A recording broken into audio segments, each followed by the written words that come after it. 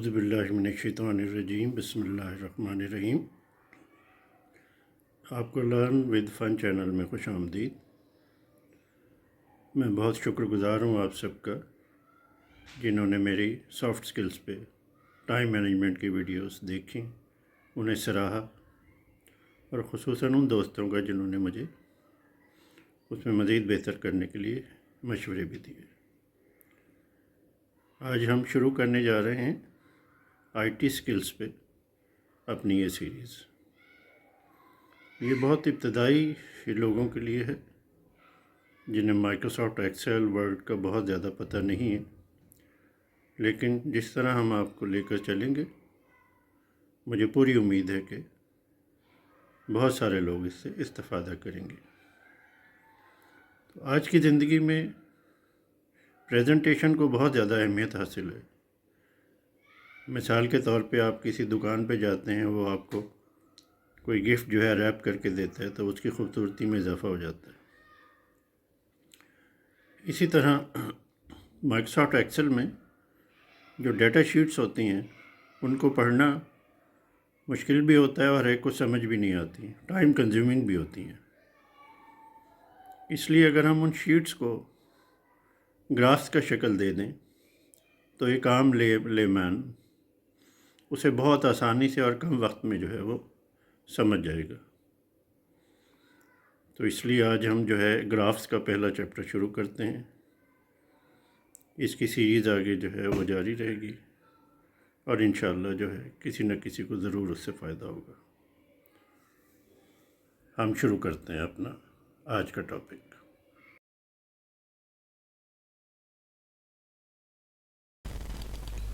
सबसे पहले Microsoft office खोलते हैं। माइक्रोसॉफ्ट ऑफिस में मैंने ये एक आपके लिए पहले से जो है एक डाटा मॉडल बना के रखा हुआ। हम इसको जो है पहले देख लेते हैं और फिर हम इसे जो है प्रैक्टिस भी करेंगे ताकि सबकी समझ में बात आ जाए। इसमें माइक्रोसॉफ्ट एक्सेल का कोई सा भी वर्जन इस्तेमाल किया जा सकता है।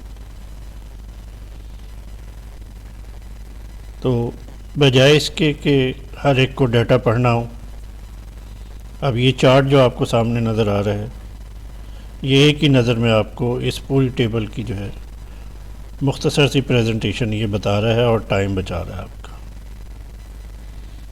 अब एक एग्ज़ाम्पल के तौर पे हमने एक स्टूडेंट की मार्कशीट जो है उसका मॉडल लिया। तो हमने पहला कॉलम बनाया, उसमें सब्जेक्ट लिख दिया। दूसरा कॉलम हमने बनाया, उसमें मार्क्स ऑब्टेन्ड उसके। तीसरे कॉलम में हमने टोटल मार्क्स और लास्ट कॉलम में हमने परसेंटेज उसकी जो है वो उसने कितने ली है टोटल मार्क्स में से। तो ये हमारी टेबल है। इसको हमने पाई चार्ट की शक्ल में जो है वो पेश किया है। अब स्टेप बाय स्टेप मैं इसका आपको बताना शुरू करता हूँ। ये टेबल तो यकीनन जिसे बेसिक नॉलेज है वो बना लेगा। ये हमारे कॉलम कहलाते हैं, ये हमारी रोज़ कहलाती हैं।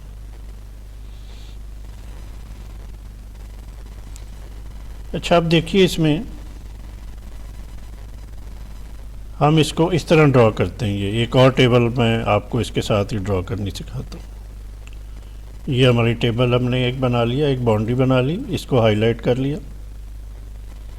हाईलाइट करने के बाद हमने ये देखिए ये टेबल एक बॉक्स है जो बॉर्डर्स हैं। हमने बॉर्डर्स में से इसके तमाम कॉलम और रोज़ को हमने कहा कि बॉर्डर कर दे। तो जैसे हमने ये क्लिक किया तो ये हमारे उसने बॉर्डर लाइन लगा दी। बॉर्डर लाइन लगा के हमने यहाँ अपनी हेडिंग डाल ली। ये हमारी हेडिंग जो है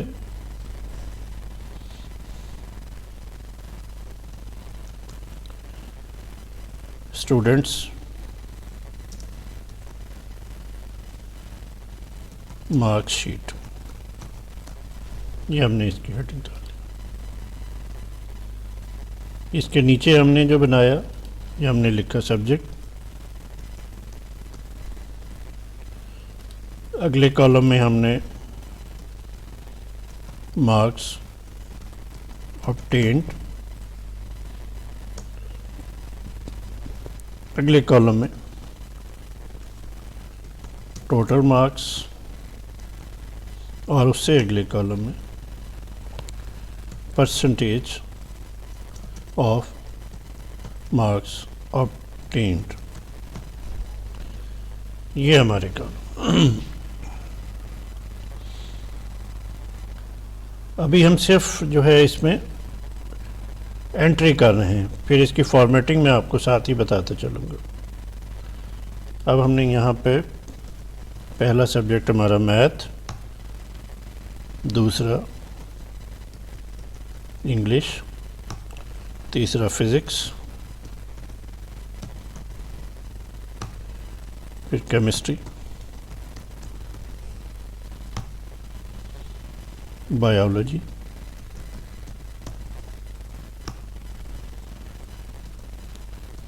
और टोटल। ये हमने एंटर कर दिया। इसके साथ ही हमने यहाँ मार्क्स भी लिखने शुरू कर दिए। 90, 80, 95, 70, 80, 92, ये हमने कर दिया। और ये टोटल मार्क्स हमने यहाँ पे हर पेपर के 100 है। तो यहाँ हम देखें कि बजाय हर कॉलम में हम 100 बार बार टाइप करें, हमने इसे सिलेक्ट किया, राइट क्लिक करके कॉपी किया, और ये सारे कॉलम हमने सेलेक्ट कर लिए। सेलेक्ट करने के बाद फिर हमने ये राइट क्लिक किया और पेस्ट कर दिया। तो ये आपने देखा कि ये 100 जो है हर कॉलम में ख़ुद ब खुद पेस्ट हो गया। तो ये 2 एक्स्ट्रा पेस्ट हो गए थे, हम इन्हें डिलीट कर देते। अब उसके आगे हमने क्या किया है कि यहाँ एक फार्मूला लगा दिया है छोटा सा, ताकि परसेंटेज निकाल दें। अब परसेंटेज निकालने के लिए हमने फार्मूला जब भी शुरू करते हैं तो उससे पहले इज इक्वल टू का साइन लगाते हैं। और मैथ आप सब ने पढ़ा होगा कि जब हम परसेंटेज निकालते हैं तो सबसे पहले हम मार्क्स ऑब्टेन्ड, ये हमने मार्क्स ऑब्टेन्ड पे जाके क्लिक किया तो ये हमारा कॉलम सेलेक्ट हो गया B13। मार्क्स ऑब्टेन्ड को हम डिवाइड करते हैं टोटल मार्क्स से, तो हमने डिवाइड का साइन कर दिया। डिवाइड का साइन करने के बाद किससे डिवाइड करना है, हमने टोटल मार्क्स ऑब्टेन्ड और मल्टीप्लाइड बाई 100। यहाँ हमने मल्टीप्लाइड का साइन लगाया और 100 लगा दिया और एंटर कर दिया। तो इस तरह ये हमारा फार्मूला फिर देख लीजिए। इसमें ये हमने इज इक्वल टू फार्मूला लगाने के लिए शुरू किया जाता है। फिर मार्क्स ऑब्टेन्ड का कॉलम है हमारा B13, marks obtained divided by total marks multiplied by 100।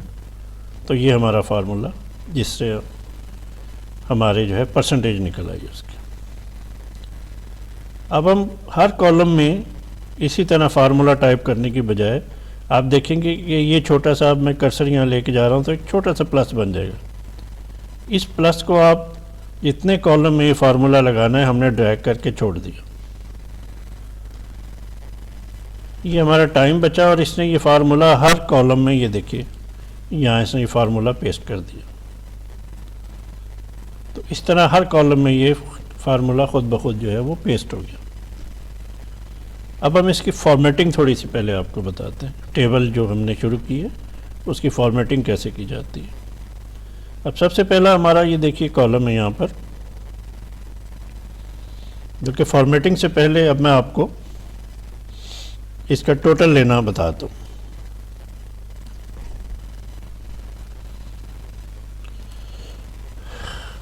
ये देखिए ये हमने सेलेक्ट किया और बजाय इसके कि हमको फार्मूला लिखें, जो इन्हें जमा करके दिखाए हमने इन्हें सेलेक्ट किया और हम यहाँ पे ऑटो सम पे चले गए। ऑटो सम का हमने जैसे ही बटन दबाया तो ये इसने हमें पूरा जो है ये सेल जो है B13 से और B17 तक जितना हमारे इसमें फिगर्स थी उसने टोटल करके हमें दिखा दी।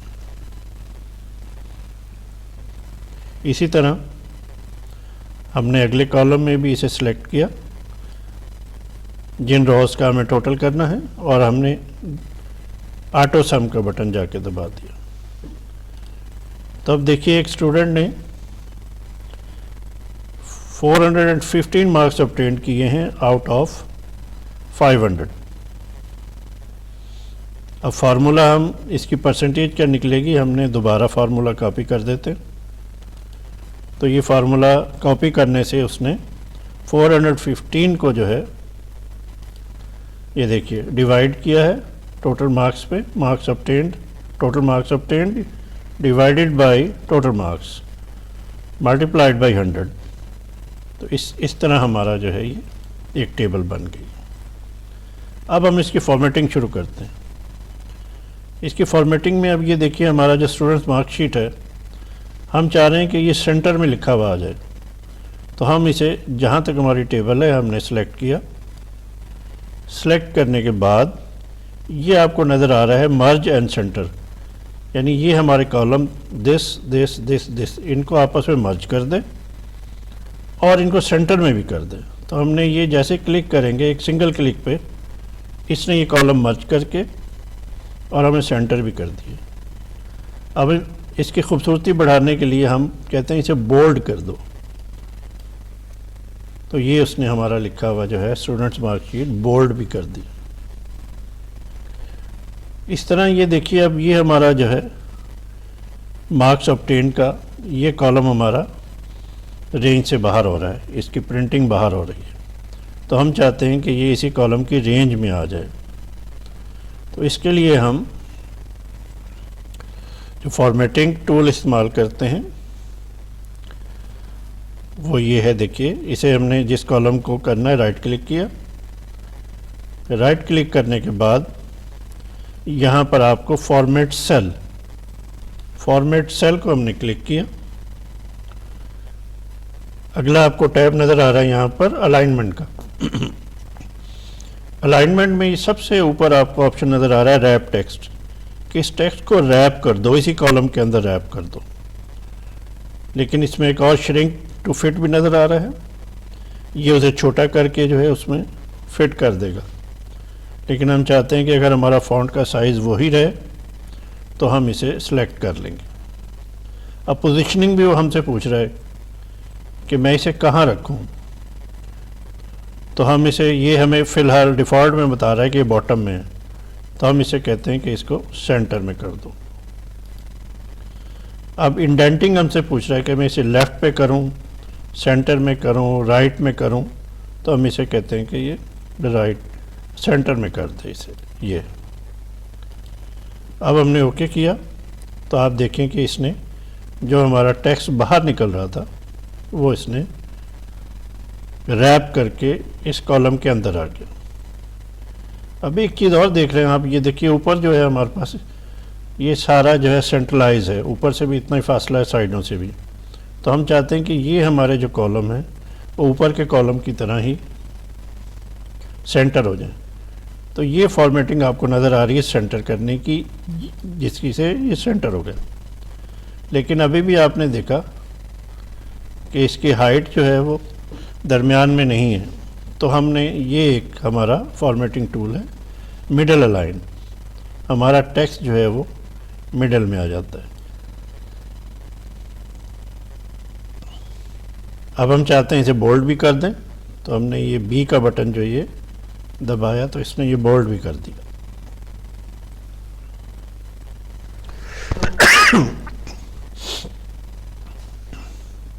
अब ये कॉलम रह गया था, हमने इसे भी सेलेक्ट किया और बोल्ड कर दिया।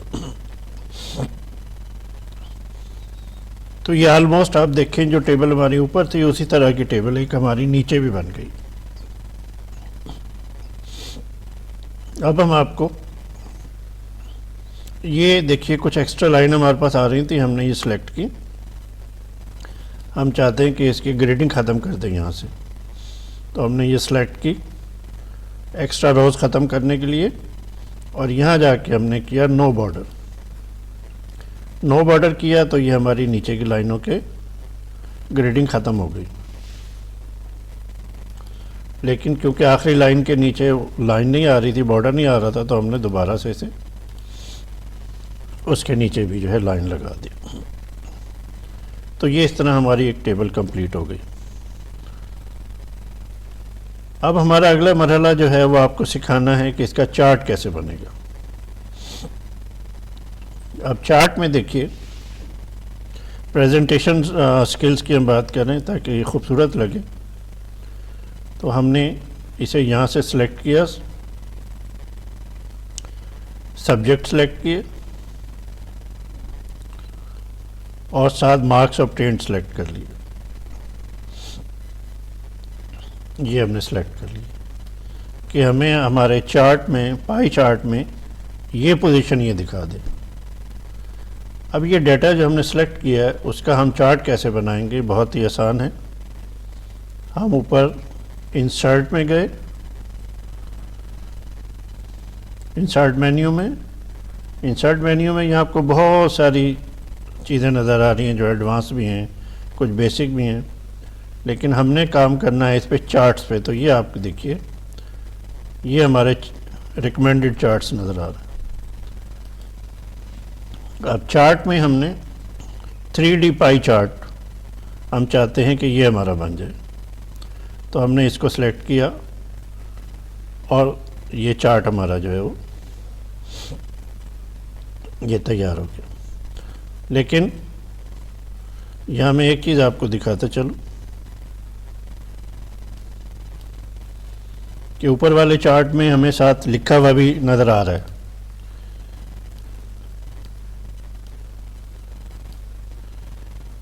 कि कितने कितने जो है वो मार्क्स किस सब्जेक्ट में लिए हैं।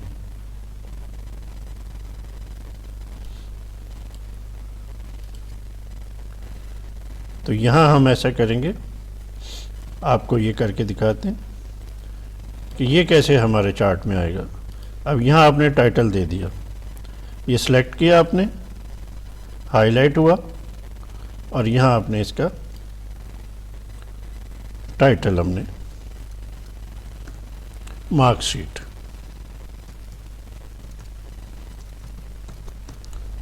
हमने किया, एंटर कर दिया, तो ये हमारे चार्ट का टाइटल आ गया।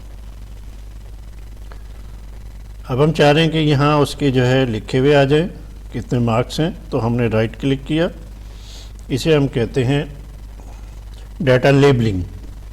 हम इसके लेबल कर दें। वैसे तो ये नीचे आप देखिए नज़र आ रहा है आपको, ये मैथ का कलर है, ये इंग्लिश का कलर है, ये फिज़िक्स का है, ये केमिस्ट्री का है, बायोलॉजी का है। ये कलर आपको बता रहे हैं कि कौन सा सब्जेक्ट है।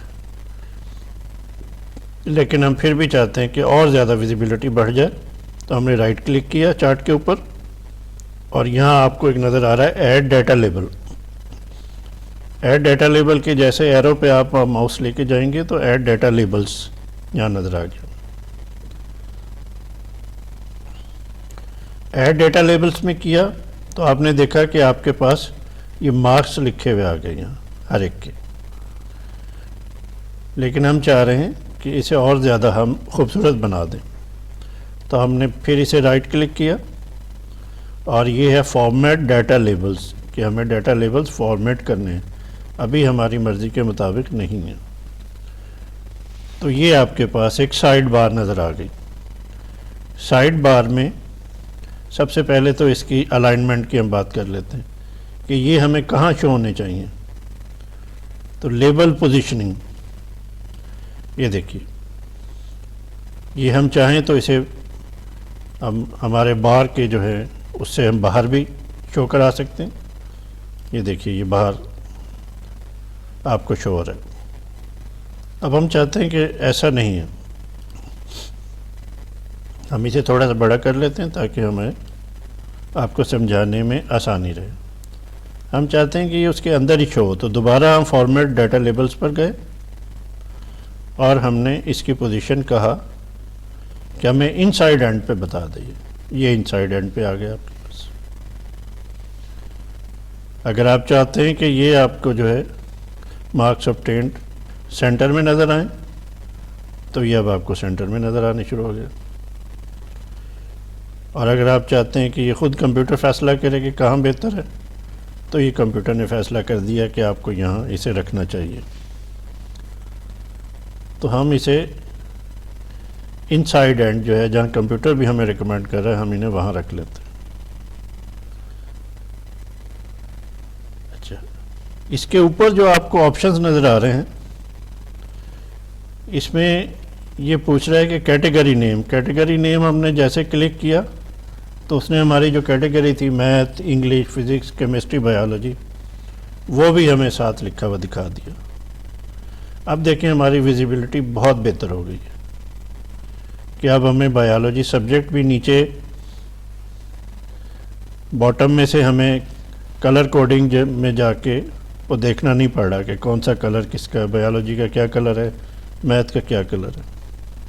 अब हमें वहीं पे वो शो करा रहा है कि बायोलॉजी है उसमें 80 मार्क्स लिए हैं, और केमिस्ट्री है उसमें इसने 70 मार्क्स लिए हैं, फ़िज़िक्स में 95, इंग्लिश में 80 और मैथ में 90। अब हम चाहते हैं कि ये और ज़्यादा विजिबल हो जाए, तो हमने ये सिलेक्ट किया हुआ। आप दोबारा भी सिलेक्ट कर सकते हैं। ये देखिए हम सिलेक्ट किया, अब हमने दोबारा सिलेक्ट किया तो फिर ये सिलेक्ट हो गया हमारे डाटा लेबल्स। और हमने जाके यहाँ से इनका कलर भी चेंज कर सकते हैं। ये देखिए वाइट कलर हो गया, ये ब्लैक हो गया, ये डिफरेंट कलर्स में हो सकता है, लेकिन यहाँ हमें वाइट में ज़्यादा बेहतर नज़र आ रहा है। एक तो हमने यहाँ किया, दूसरा हम इसका फ़ॉन्ट बड़ा, ये देखिए ये हमारे जो है आइकॉन, ये फ़ॉन्ट बड़ा करने का, ये फ़ॉन्ट छोटा करने का। इस वक्त हमारे फ़ॉन्ट का साइज़ है 9, तो हम इसे कहते हैं इसे 12 कर दो, तो ये इसने ये 12 कर दिया। 12 किया और हमने कहा साथ बोल्ड भी कर दो, तो और विजिबिलिटी हमारी बेहतर हो जाए। अब आपके सामने ये विजिबिलिटी बेहतर हो गई। हम अपने चार्ट को ड्रैग करके बड़ा भी कर सकते हैं। इस तरह इसका साइज़ इस तरह भी बड़ा हो सकता है। इसका साइज़ हम यहाँ से ड्रैग करके और बड़ा भी कर सकते हैं, तो ये आपकी विजिबिलिटी जो है और ज़्यादा बेहतर नज़र आती है। अब बजाय इसके कि आप किसी को अपनी मार्कशीट बता रहे हों और वो एक एक कॉलम पढ़े, आपके मार्क्स पढ़े, तो उसकी बजाय आपने उसे ये चार्ट दिखा दिया कि देखें जी ये मेरी मार्कशीट है। तो एक तो देखने में बहुत बेहतर लग रहा है और दूसरे टाइम भी बच गया उसका। तो ये हमारा आज का जो है वो टॉपिक था। हम इस टॉपिक को कंटिन्यू करेंगे क्योंकि बहुत इब्तिदाई था ये। इसमें हम आपको और टिप्स देते जाएंगे, और टिप्स जो है बार बार रिपीट भी करेंगे ताकि आप अच्छी तरह ज़हन नशीं कर लें। आपको पसंद आए तो आप अगली वीडियो का इंतज़ार कीजिएगा, तो हम इसका जो है नेक्स्ट सेशन आपके लिए अपलोड कर देंगे। आप सबका बहुत बहुत शुक्रिया। अल्लाह हम सबका हामी व नासिर।